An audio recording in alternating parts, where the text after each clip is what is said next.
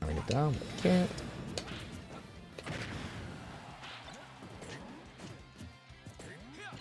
It's all mixed up. Yup. There it is. I actually meant to F fair, but like I accidentally booked it. You forgot we're playing online? No, it's all good, bro. Yeah. So, yeah, even just like dumb stuff like that, right? It's like, okay, so when I was spinning in a circle, why didn't you hit me? It's like, well, you don't know what I was going to do, right? And you could do the same thing to me too. It's just like a little extra, it's a mind game, right? So you see me throwing out this many back airs, right? I was going to say, Yep. the inevitable is about to happen if you keep jumping. So even if we traded there, you're going to die just being at such a high percent, right? Yeah. So if I am going to jump like that, you could be running underneath me going for up tilt, right? Yeah, Or you could be trying to, I wouldn't try and trade with a back air. If your back air just beats me out completely, then I feel like that's lucky in that situation. I'd rather see you go for catching my landing. Yeah, getting underneath me, going for an up tilt, or waiting for me to land after I've missed my back and go for like a dash attack or a forward tilt just to try and catch me there.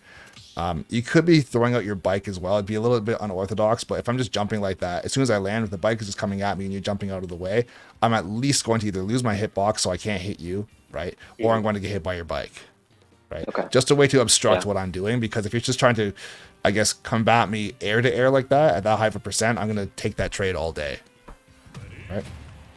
Yeah. So just kind of try to anti-air you, I guess. Yep. Yeah. It's like you... The thing about Warrior 2 is you do have your waft eventually, so you didn't really need to have me at 100% to win that game. I could have been at like 50 or 60, and you still could have still won. I was at 35 at the time, so if you had a combo that could take me to that point, then you hit your waft. Of course, you'd have to have the stars align kind of for that to happen, but it's still a possibility, right? You didn't have to try and kill me with a forward tilt at 140 or 130 at the ledge or something.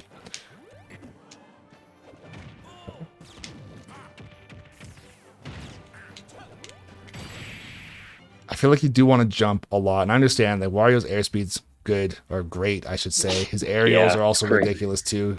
I don't know if his aerials all combo into each other. I know it's mostly nair and up air for the most part. Back air doesn't really combo, and fair kind of just sets up for things. That's more finisher. Yeah, I would say as far as going for your nair and up air, they're fine, but I feel like you almost want to whiff punish out of shield with your nair a bit more, since it does combo into itself, like with the rising hit, landing hit. Right? I'd rather see you go for some more stuff like that, because a lot of time right now you're kind of jumping out of shield with your nair, but I'm not on your shield. You're jumping in with it, right? So if you're gonna jump in with it, I feel like there's too many bad things can happen. I'm not even playing a sword character, right? Imagine getting up smashed by Pyra or Cloud, or even up tilted by like Snake or Sephiroth, something like that. I know Snake's not a sword character, but up tilt's definitely a sword move. As far as jumping in like that, I'd rather see you go for the pokes with your back air, or just drop your shield and move forward, right? Don't be afraid to walk as well. So something I'm trying to get better at is sort of like the mental side of Smash, right? So I like have fundamentals, but I never really think about conditioning and habits and stuff like that.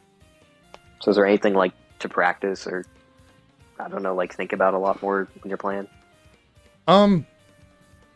So as far as developing like the let's say the bare bones of conditioning, I would say if you want to learn how to condition better, or at least pay attention to what you should be focusing on, I would say pick one aspect of the game and just focus on that as far as how you want to learn your conditioning. So let's say you want to learn how to condition through tech chasing. If you're not really good at ledge trapping, you're not really good at juggling, you're not really good at edge guarding, like, let's say whether you're good at them or not, those are not the focus. The focus is tech chasing. So if you're going to start with tech chasing, let's say you're using your fair, or you're using, I think it's down throw. It sounds like very low on a weird angle. Something to knock me down. Down throw. Yeah, if you're going to use one of those moves to knock me down, really pay attention to two things. It's, what did I do when I got knocked down, and where was I when I got knocked down? If I'm in the middle of the stage, do I roll away from you to go towards the edge of the stage to get some space, or do I try and roll in, for example? Of course, I could also just do nothing. I could tech in place. I could do get up attack. All kinds of other things could happen. But more often than not, let's say if you knock me to the corner, like let's say you knock me all the way to here, do I still roll out even when I'm already here, right? Or do I roll in, or do I just do a neutral get up right here, or do a get up attack? Or if I get knocked down right here, do I roll out to get space? Or let's say if I'm right here, do I roll in to try and cross you up? right? Okay. So, Yeah. and this is something I've talked about a lot in the past, as far as if some people don't agree with this, but I don't know how many games they think that they have in a set as far as how long you get to figure this out. But Yeah. if you see someone make a decision to roll in or roll out or do a get up attack or anything like that, you have to almost believe it like fact that they're going to do it again. Yeah. Right? Because you don't have 13 to 15 chances to say, okay, this time I'm actually going to punish roll in. So if you knock me down into the corner with a fair and I miss my tech, if you can get here and get me with like a pivot cancel forward tilt or an instant dash attack because I missed my tech and I couldn't do anything, then do that. Right? But if you're trying to get me to, let's say, roll in, run all the way up to me, then dash back with me. Go for a forward tilt. Go for an F smash, right? Something like that. I would say, going back to the two spots, as far as like if I'm in the middle of the stage somewhere, right? It doesn't really matter where I am in the middle of the stage, as far as if I roll away, I'm not all the way to the ledge, or the other spot is I'm already in the corner, basically, like, at least right here, if not all the way to here. If I have, let's say I always roll away. It doesn't matter where I am. I roll from here, or I could already be at the ledge and I roll like this. If I'm rolling like that, assume that that's a habit of mine. Okay. So as far as how do you punish that habit? Okay, well, you have pivot cancel forward tilt, you have instant dash attack, you have run up F smash, you have bite, you have landing nair, you have raw landing back air. You have lots of things. Like some of them might be suboptimal as far as like situationally. So like at low percent, you probably don't want to just go for an instant dash attack. You'd probably go for some sort of combo if you can to get me onto the platform, or even like a 2-hit combo if it was like landing nair, raw back air, something like that. Or at high percents, you'd rather just go for F smash, right? Or forward tilt and just kill me. So you should know, this is like a pre-scripted thing, I would say. At least this is how I feel. If you roll away from me, I know everything that I can do that is optimal. Like there's some things I could just randomly do that, like, I guess it would work, but it's not. I'm not just going to run up to you and forward tilt you, right? Like it's not wrong, but why would I do that? I know everything that is optimal that I can do against you if you roll away. I know everything that is optimal if you roll in, do get up attack, do nothing. Doesn't matter, right? If you do neutral get up, if you tech in place, if you tech roll in immediately, it doesn't matter. So you should know these things for yourself too, so that you're not always caught. You know what? As I say this, it's not actually that bad for Wario, because I was going to say is you're not always caught forward tilting, but his forward tilt's good. So realistically, if you're tech chasing with forward tilt, you can't really be too mad at that. In some cases, if you forward tilted where you wish you had gone for an F smash because maybe you weren't sure, or maybe you're going for, I don't know, you probably wouldn't even down tilt because his doesn't hit like, it hits in front of him, right? Down smash is like illegal, so you're not going to do that basically ever. But yeah, the biggest thing you want to pay attention to, I would say, if you're trying to actually read a tech chasing habit, is if I miss my tech or if I actually get my tech, let me do what I'm going to do. I think that's the biggest thing. Let me do what I'm going to do. Because if you always try and get there with a dash attack, sometimes you'll get me, and other times you'll barely miss, and I'll be able to escape with a roll, or I'll get up and I'll do a get up attack as you get to me, and I'll hit you. And also, as far as, let's say, if I go for the get up attack, if you just waited, you could have F smashed me. You could have ran up to right here and then gone for an F smash, right? Versus going all the way to here. Or you could have gone for a forward tilt or whatever it is. You could have came down with a nair into like an up air onto the platform into a waft and just killed me. Or like a falling up air as well, right? You can go like this into a waft and I'm just dead. So I would say one of the biggest things too is if you were to treat tech chasing like any sort of analogy, it's almost like a 2-part dance where in order for your tech chase to be successful, you have to let me do what I'm going to do. Right? This is something that high level players or top level players do all the time. If you catch somebody slipping, I guess this is the biggest thing too, as like, I guess the punchline. You can't catch someone slipping if you never let them slip.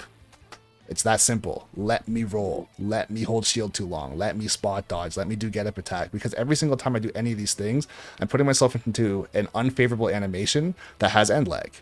Right? And most of them don't have hitboxes. Only get up attack has a hitbox. Everything else, I'm just stuck doing something because I'm trying to beat you to the punch and not get hit. So if I do happen to roll in, right? Let's say you go for your down tilt, and you go for like, let's say a dash attack, or let's say you do landing fair into dash attack, I roll in and I escape, and you go like this, you completely miss, right? But if you go like this with your landing fair, and then you dash up, dash back, go for F smash, or you can even like dash up, jump back into like an F smash or like a forward tilt or something. But basically, you're baiting me into believing that rolling in is safe, right? Running up to me, squeezing my zone, so that I think, okay, I have to like cross him up or maybe go for a get up attack or something right here. I'm going to just try and get away from him. Because rolling and you're standing right beside me like this, or just doing neutral get up right here, does basically nothing, right? So you basically are faking me out, jumping back, dashing back, whatever you want to do.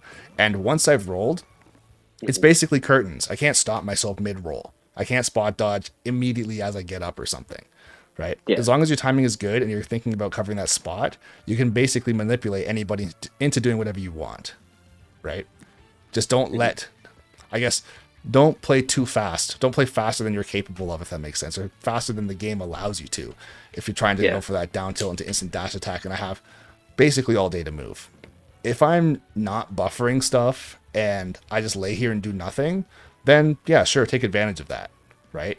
But if I'm actually playing, if I'm paying attention and I'm playing well, or I'm playing cognizant as far as saying, okay, he's going to try and like, I don't know, hit me in some way, I'm probably going to try and buffer something as quickly as I possibly can.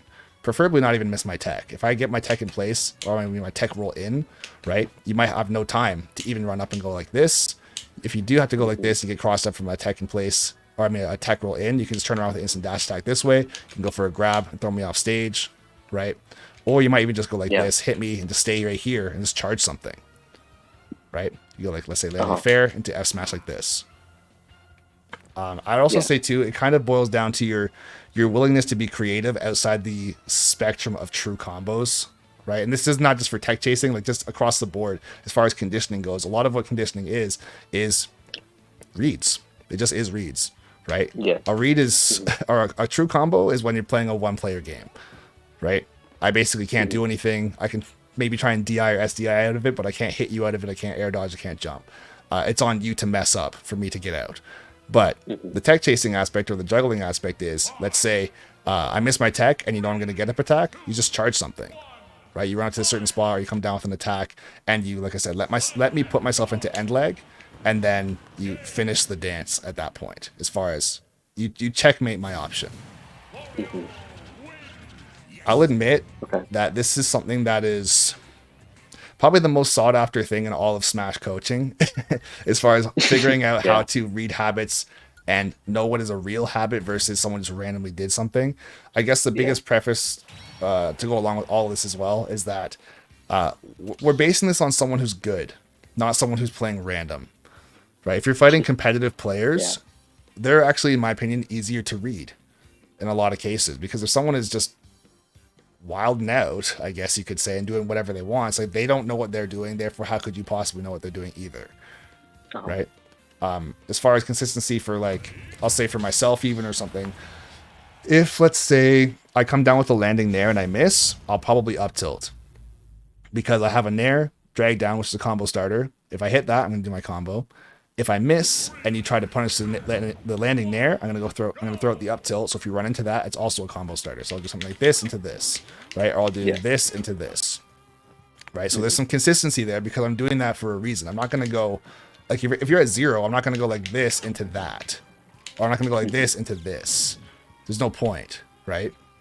Yeah. So if you're watching someone who's at high level, or top level play, this is where I guess the believability of their tech options or their options off of the ledge or platforms or other situations becomes a little bit more structured. And those are the things you have to try to, I guess, believe in is kind of a strong way of putting it, but just believe that it's going to actually have some consistency versus someone at the ledge who says, I'm just going to roll, even though you're at roll distance, I just don't care. I'm just going to do it because it's my favorite.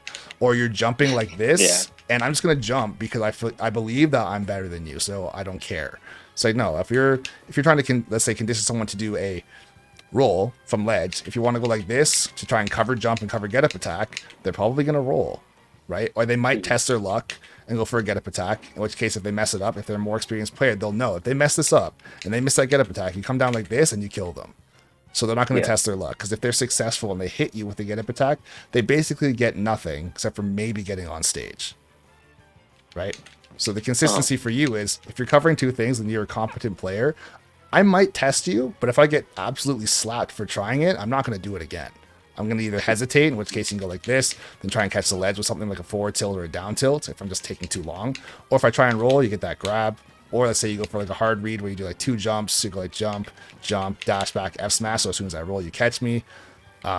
Something like that. There's going to be a reason for me to do what I'm doing based on what you're manipulating me into doing. Same with like the tech chase situation I said before. If you go up to me like right here and you shield, or let's say you run up to me and I go for a get up attack, I'm believing for the most part that I can catch you. But if I've been unsuccessful with a get up attack in the past because you did shield or you did dash out of the way, I'm going to start going for other things, right? And that is how you can manipulate Yeah. someone into the situation that you want. Get me to roll in, right? Or if I hang on the ledge like I was saying for too long, you just kill me with a forward tilt, right? Uh-huh.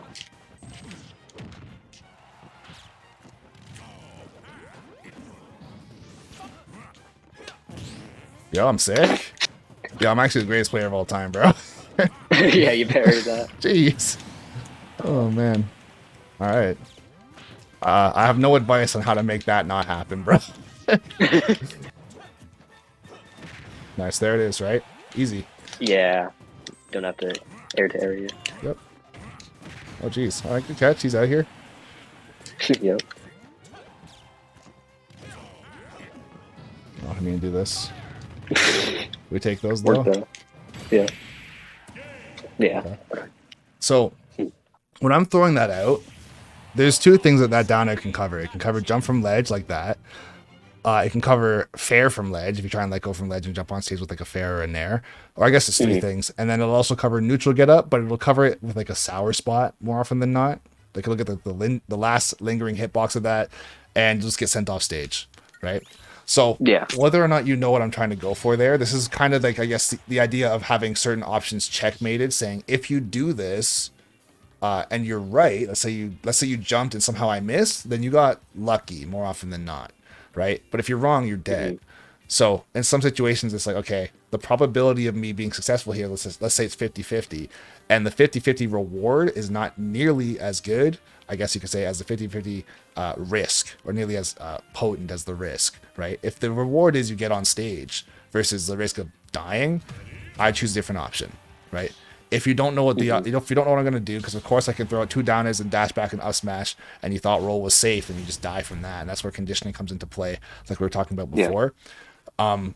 Sometimes hanging on ledge even longer, because one of the things I haven't really been doing is down tilting or down smashing the ledge, because you're typically gonna get up, or most players are going to get up as soon as their intangibility runs out, right? So if I see that you're about to go, let's say, as soon as intangibility runs out right there, basically, you're gonna get up so you have intangibility all the way through. I can try and call that out as well, right? So I can go like this into this. I see your intangibility running out. I dash back and I up smash. If you happen to roll, then you're probably dead, right? So it comes down to almost like a timing thing or like a tempo thing, in which case you should sometimes not be afraid to hang on ledge with no intangibility. I'm not saying that you should always do this, because some characters can straight up just kill you, Wario being one of them. But also like Sephiroth or Wolf, the same thing. So you just forward tilt and they're dead. So all right, I guess so.